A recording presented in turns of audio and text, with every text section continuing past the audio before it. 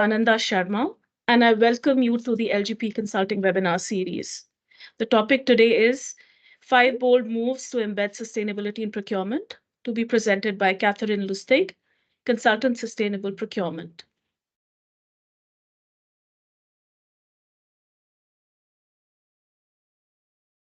I would like to start by acknowledging the traditional owners of the land from which we are joining today at LGP, the Gadigal people of Eora Nation.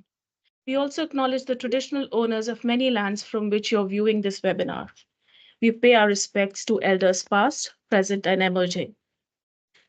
I would also like to extend that respect to any Aboriginal or Torres Strait Islander joining us today. Before we dive into the main content, I'd like to go over a few housekeeping tips. First, as you would know, this webinar is being recorded and it'll be accessible on LGP's website within a week, within a few days. You'll see that your microphones have been muted. So if you have any questions, as I said before, please feel free to post them in the Q&A section above. We'll address them after the presentation, or if the time does not permit, we'll respond via email.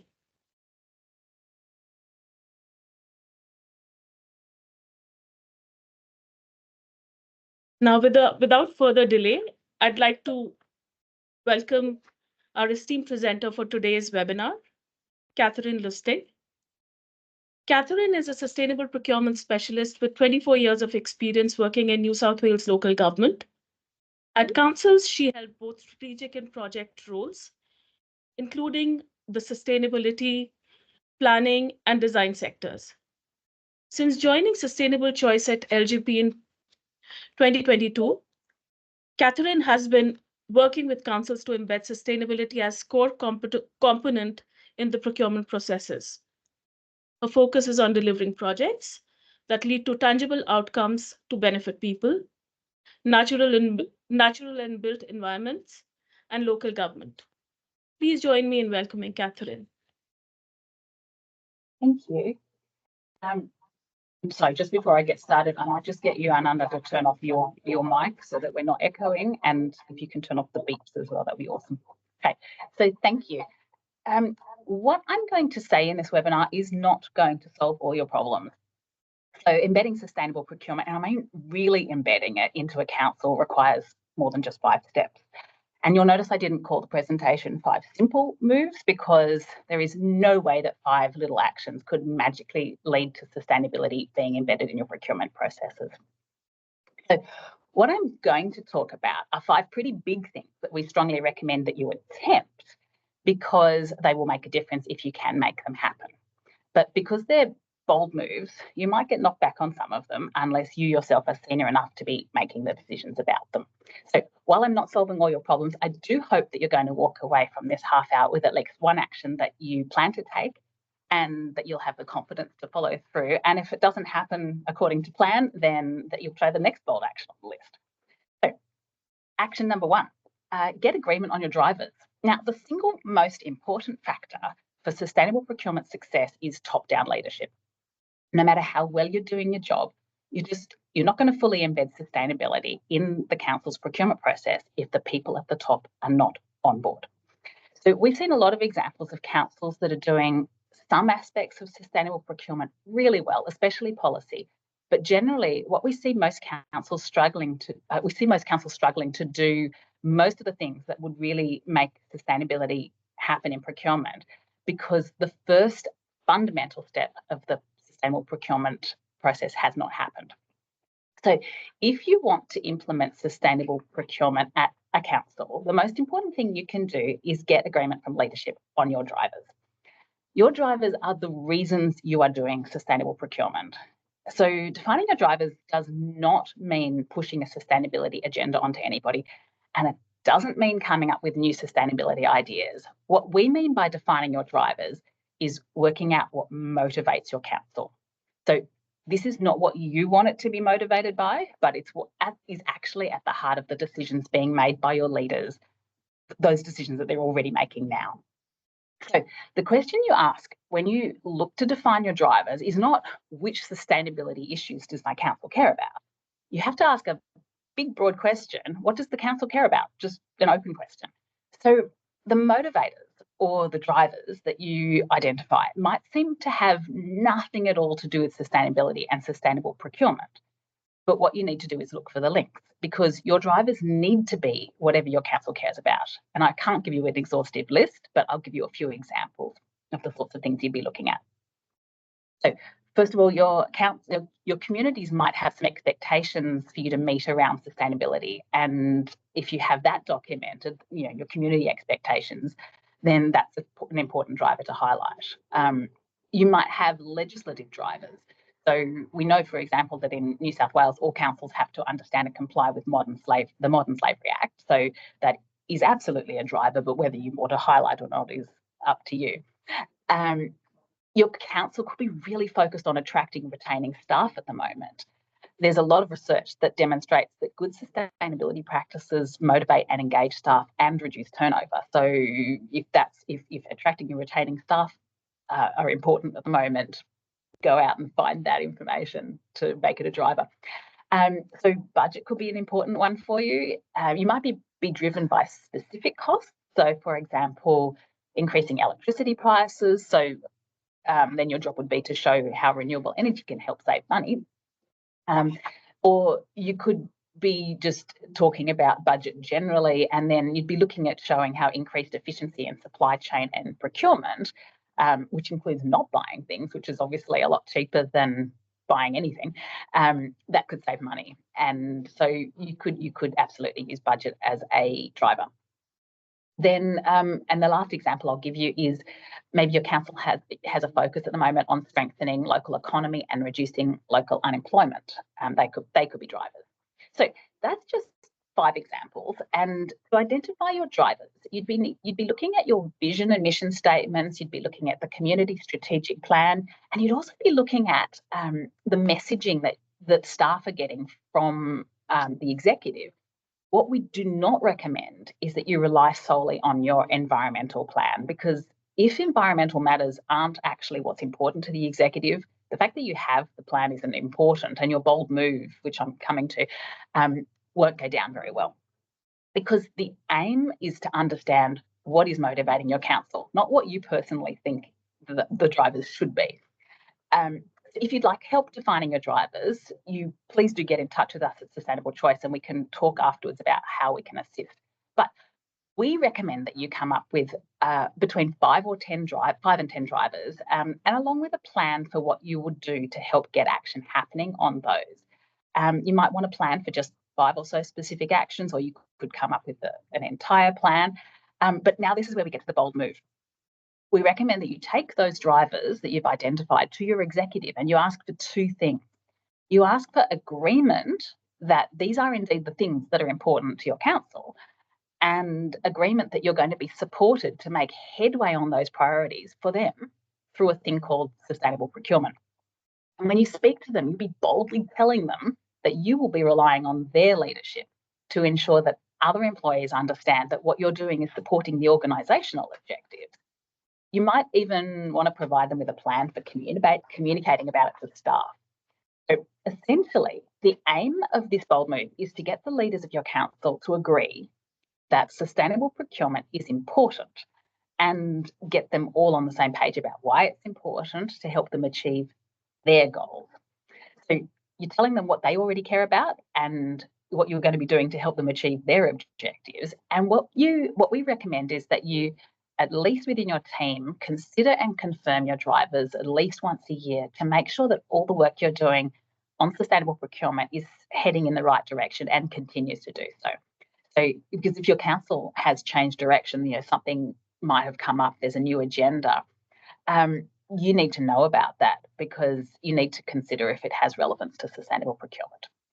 Okay, bold move number 2, broaden accountability.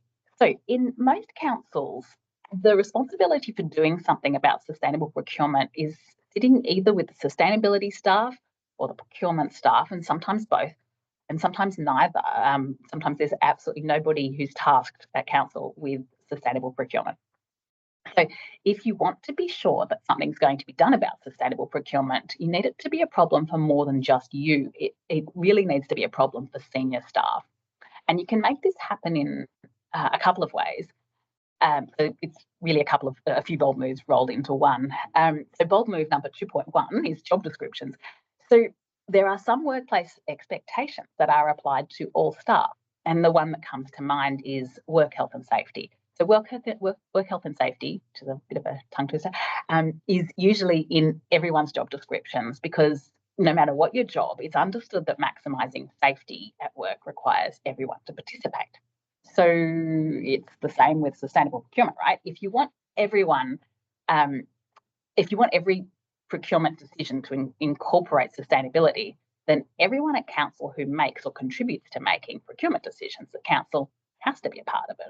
So bold move number 2.1 is to write a single mandatory requirement for all staff that sets an expectation that procurement decisions are going to include sustainability. I haven't written that for you. That was just an idea. And then you take that single draft requirement to HR and you ask what you can do to get it into the position description of every single staff member at council. All right, bold move number 2.2. Sustainability staff and procurement staff might have sustainable procurement KPIs, key performance indicators that they report against, or something like that. And if you're in a sustainability or procurement role and you don't, then I'd recommend suggesting one for yourself. And if your team is doing any strategic or forward planning, then absolutely suggest a sustainable procurement KPI for the team. But those are not bold moves. They're just setting a really good example before you take the bold step. The first bold step around KPIs is to ask your manager to adopt a personal KPI that they need to report on in line with whatever your team is working on, if they don't already have one. And then the really bold move is to go to your executive and suggest that they have a KPI at the executive level that they have to report against. And it could be a KPI for each individual or just for the executive as a group, whatever works in your council. And if they've already agreed on the drivers that I talked about in the first bold move, then they're more likely to agree that a KPI relevant to those drivers might be worth supporting. So your KPIs could be very general or they could be specific. So you could suggest one about getting sustainable procurement into job descriptions. That's an easy KPI. Or it could be about total spend with Indigenous suppliers or social enterprises if social procurement is something that your council's interested in. It could be about the percentage of staff that get trained each year in modern slavery. And if you are, by the way, interested in getting training for staff on modern slavery, do get in touch with us because we are currently developing an online training module for council staff about that. And we'd be very happy to give you early notice when that becomes available. But it could also be about the staff trained each year in sustainable procurement, just generally. If you've determined your drivers and you've got agreement on those, then your drivers are probably the place to start when you're looking at what's appropriate for KPIs to suggest to the executive. All right, bold move number 3, make sustainability scores matter. So we know from working with councils that there are a wide variety of approaches to having sustainability criteria included in the request for quotation and request for tender. And I don't mean just differences between councils, but also the differences between the procurement process that happen at a single council. So some of you will know that we conduct an annual survey to assess councils' progress in sustainable procurement. And if you don't know about that, please do get in touch with us and we'll talk to you about it. What I have on the screen now is showing the responses to the questions in the most recent survey about the sustainability factors that people use in procurement. And you can see that the dark brown is showing the councils where they're saying they usually or always include criteria on the factor that's in question. In this survey, in this graph, you can see that essentially there are 3 things that most councils do look at, which are upfront cost, and then the running cost and local content.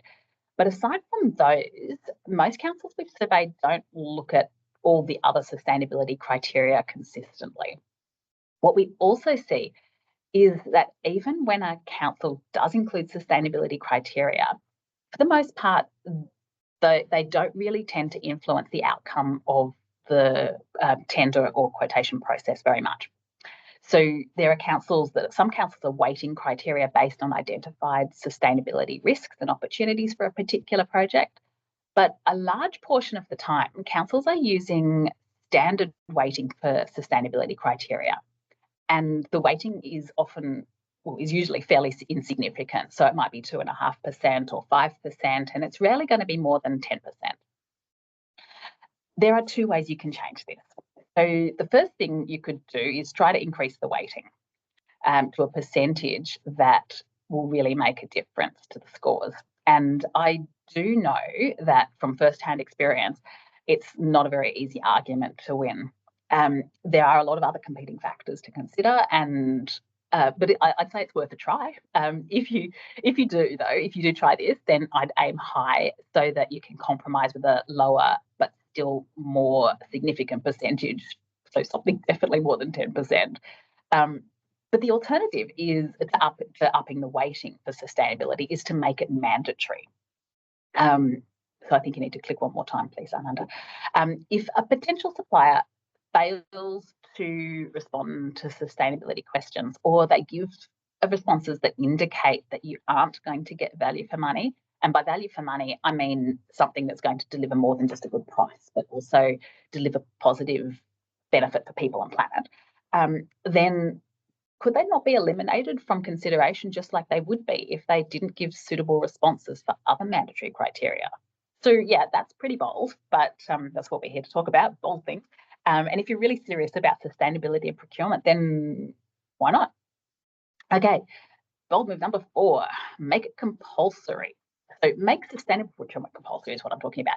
And I know I've just been talking about mandatory criteria, so it looks like I'm repeating myself, but this time I'm talking about your own procurement processes. What I'm going to be suggesting in this bold move is that you put at least one step into your procurement process that ensures that staff have to think about sustainability. If the staff at your council are expected to document the procurement decision process that they used, so showing how the quotes from suppliers compared, then you have an opportunity to build in sustainability. And whether they're documenting it online or on paper, you could consider if the form that they're filling in could include even one question for staff to answer about how they considered sustainability. Now, I know that there are some councils that do not require any documentation before they hit the requisitioning system. So if you're at one of those councils, then your focus needs to be at the point of requisitioning. Again, if you want to be supported by senior management, when you try to do that, it's a good idea to make it relevant to the drivers that you've established. So the recommendation is to start simple. You don't want to try and build in so much stuff that that staff are going to resent you. I'd recommend starting with just 1 or 2 questions and then building up over time. And to begin with, you could ask something like the percentage of recycled content in products, or about the sustainability certification that a product has, or you could ask if the suppliers are certified as being First Nations owned. Whatever you decide is important, you might need to provide, we will probably need to provide staff with information about what you're asking them to assess or consider, and it could be in the form of formal training, or you could just have simple instructions included in whatever form that they're filling out. The important thing is that no matter what question you make compulsory, and no matter which part of the procurement process it happens in, you have to ensure that records are being kept of all the responses in a central place. And you need to commit to reviewing the responses so that to these compulsory questions, so that you then can report on them to somebody. The thing is, if you measure something and you tell people what you found, and you tell them that you're going to keep measuring it, you're going to see improvement. So that's bold move number 4, building something compulsory and the report on it. All right, bold move number 5, set 1 measurable target. Now, I know setting a target doesn't sound very bold, but what I'm suggesting here is that you set a target that you ask your executive to adopt, so that you and they are forced to do something about meeting it. Councils generally find it really hard to measure progress in sustainable procurement. And so in our survey that we did last year with councils, we asked about their barriers to measuring procurement progress. According to these results, pretty much everything is a barrier to measuring progress. So the light colour at the end is showing where councils that were surveyed are not experiencing a barrier. And you can see that for most of the questions that we asked, only 10% of councils were not experiencing a barrier at all. One of the main barriers that councils experience is the availability of accurate and baseline data. So that's the second line in the chart. And in this survey, you can see that 70% of staff said it was a significant barrier. Now, we've seen that councils tend to want to set targets around spend data. And we also know that this can be incredibly difficult because you're often going to be limited by the procurement of finance system that might not even allow you to record the data that you would like to be able to use to set the target. So if you feel that you don't have access to the baseline data that you need to measure your progress, then you're trying to measure the wrong thing. Absolutely, tracking spend data is really difficult. And if it's a limitation, look for something that you can actually measure. When you're setting a target, you need to hit upon a target that's relatively easy to collect. And I'm sure I'm not the only person who has at times felt like I'm spending more time trying to collect data to show how we're tracking against a target than actually doing something about meeting that target, which is not a good way to be. But absolutely, collecting data should not cost your council more than the positive impact that you're actually trying to demonstrate you're having. And it shouldn't make anyone resent you for taking up their time. So the target also has to be meaningful. Just because it's easy to collect doesn't mean that it's particularly important. So you have to make sure that it's going to be something that's important to you and to senior management. Again, go back to the drivers. The target needs to be understandable. You need to make sure that everyone in council will be able to understand what you were trying to achieve and what the data means. And you also need to make sure that other people can see how you collected and measured that data, because you want to be able to be repeated in future years. So if tracking spend data is difficult, you could consider tracking process improvements. So it could be on something specific, like the percentage of staff who've received sustainable procurement training. Or you could look at the big picture by tracking council's overall progress. So that's what our annual survey does. We measure your progress against the elements of ISO 20400, which is the international guidance standard on sustainable procurement. Something else that you could consider measuring is the sustainability performance of your suppliers. And you could set up a process to do that, create a place to keep records of what's happening and look to see improvement there. I'd consider also creating a target about outcomes rather than processes. But if you're looking to do that, I'd recommend focusing on a specific area of spend that you happen to know is easy to measure. So, a really easy one that is people talk about it as a low-hanging fruit, and people say we should be beyond this now, but unfortunately we're not. If your stationery is purchased through one supplier or your paper, then you could create a target to improve the sustainability of your stationery, because it's easy to get that data from that one supplier. You could also set a target about fuel consumption. It could be a target about the use of social enterprises. The list is endless, but it has to be all of those other things that I've talked about. But making up the target is not the bold part. The bold part is when you go to the executive and you seek agreement to make that target their target, and you try to get it put into a strategic or operational plan so that you all have to report on it.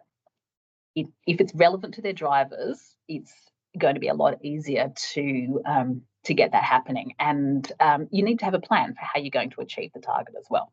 So to recap, 5 bold moves are as follows. 1, determine your drivers for sustainable procurement and get your executive to agree on them. So know that you're going to use those agreed drivers as the basis for a lot of other things that you're going to try to do. 2, broaden accountability for sustainable procurement beyond the sustainability and procurement functions. So do your best to make something that everybody is responsible for. 3, make sustainability matter in procurement, especially in tendering, by either giving sustainability criteria a weighting that affects the outcome, or by making it a yes/no mandatory requirement.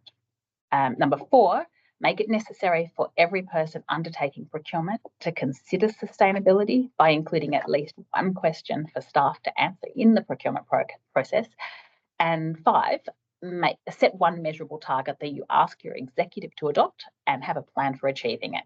So when you make it relevant to at least one of the drivers you've identified and you report on the progress and have something to measure, you're going to see change. If you can demonstrate change, then you are going to see an increase in support for sustainable procurement. Thank you. Are there any questions?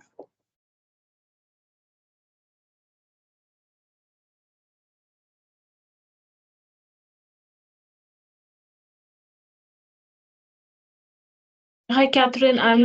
Oh, hang on. Sorry, I've muted. I'm looking at the chat. There's a question by Kiku Allen, who's saying, "Do you run any courses?" So we at the moment we offer courses that we can design for a council to make it specific to you. We are also working on developing online training for councils that are. So we're looking at modern slavery training, and we're also putting together a module on general sustainable procurement training for staff. But other than that, at the moment, if you're interested in training for the council, then we would want to talk to you about what you want and see if we can design something for you. There's another question. In fact, there's a compliment from Debbie Firestone. She says it's a great presentation. Thank you, Debbie. She's also asking, are there any examples of councils who are doing this well? So there are some examples of councils that are doing some parts of it really well. I will say that in the surveys that we've done with council, we haven't seen any council who is doing all of this well. And one of the reasons that we feel there is a bit of a block with that is that the majority of councils are not looking at their drivers, making sure they have agreement on them, and sort of setting themselves up so that they can actually push through all of the other things that would be really helpful. So there are some councils that do that well, but unfortunately, yet we haven't seen anybody with the full mix. So I think in the last survey that we did for council, we didn't place anybody in the advanced stage. So we had people either at the the early stages of sustainable procurement or in the intermediate stages. All right, we have another question from Daniela McDowell. She says, great, straight to the point presentation, thanks. Do you have any data, stats, or benchmarks on drivers other councils used, and what info backed it up? So I don't have, I have data on who from the survey that we've done. Sorry, tongue twister in my own head. I have information about the surveyed councils and how frequently they're doing developing their drivers. We haven't actually gone to many councils and asked them what they've done about them and got that detail. I've had a conversation with a few councils about it, but no, I haven't actually gone to councils and said, what have you got? So no, I think we should do. There's another one from Keith Barber, who says, understand we need to know council drivers, but any tips on how to make staff understand sustainability is more than environmental? Well, how long have we got? Just a minute over the time. So, tips on how to make sure that staff understand it's more than just environmental. I will start by saying that yes, I can't answer that question in 1 minute, but the main thing is that we make a point of not calling it environmental sustainability. We use the word sustainable, and we do as much as we possibly can to continually emphasise the other parts. So this is the social procurement side of things, the local economy and economic development side of things, and also the council's own financial sustainability is part of it, as well as governance. So without having another 3 hours to talk about how to do it, I would say that it's really important to just keep emphasising quadruple bottom line, so that the information is as much there as possible, so that people sort of stop thinking about just environment. And remove the word and remove the color green from things a lot. That's probably part of it. We have a few more questions. Would you like to take them now, Catherine? I'm happy to take them now, but also I think I'm aware that we are probably over time, and I'm very happy if any questions that we don't answer, we will absolutely get back to everybody with those answers in writing. All right, so I'll take a few more questions. We have a question from Ahmad K, who says, "Great presentation. Is there any option to see the sustainability data of contractors found on the LGP vendor panel portal?" So we do have information about sustainability of those suppliers. When we go to tender, we do ask sustainability questions, and the information is in vendor panel. So we have, I'll start with, every year we do a modern slavery assessment of all of our suppliers, and so the risk rating is there in vendor panel for every supplier. And if they haven't responded to the survey, then that's also flagged. We ask a range of other questions. So if we're asking questions about business sustainability, then there are filter tags that we put into vendor panel to highlight those. So yes, a lot of that information is available to you, and then we also do ask specific questions about particular products as well. So that information, if a recycled product is available, yes, we do pay attention to that. That should be there. I'll take one last question before we close. There's a question from Helen. She says the driver's approach is gold. Thanks, Catherine. And this is the key to everything regarding sustainability. But are there any examples in any other organizations, not necessarily councils? There probably are. I can't think of one off the top of my head, but I would be very happy to, when we send further information out, I'm very happy to give you some more information about that. I think, I think it's a very difficult one in a large organisation like a council, but it is being done elsewhere, absolutely. And I will also say that the way that we look at how well you're doing sustainability is based on that international standard, which is obviously not just applied to councils. It's something that's relevant to to any organisation at all. All right, thank you. That's all the questions we'll take for now due to time constraints. But Catherine will endeavour to email back the answers to any ones that we couldn't take up. Thank you for attending today's webinar. And thank you, Catherine, for the wonderful presentation. And thank you all for attending. Thank you very much.